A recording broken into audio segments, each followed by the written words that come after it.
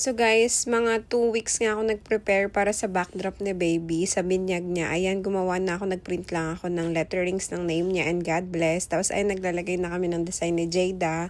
And then after nun, naglinis na kami ni Jada dito sa sala. Tapos inayos na namin yung backdrop. Tapos eto na nga yung result, 'di ba? Ang cute, simple lang. Tapos DIY.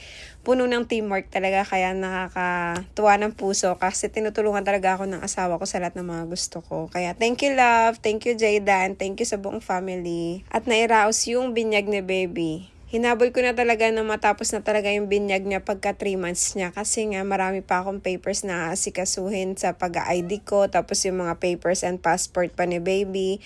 Tapos papasok na rin ako sa work kasi naka 6 months na leave lang naman ako sa work, kaya kailangan talaga in the span of 6 months matapos ko lahat ng mga goals ko. Ay, ang English yun na.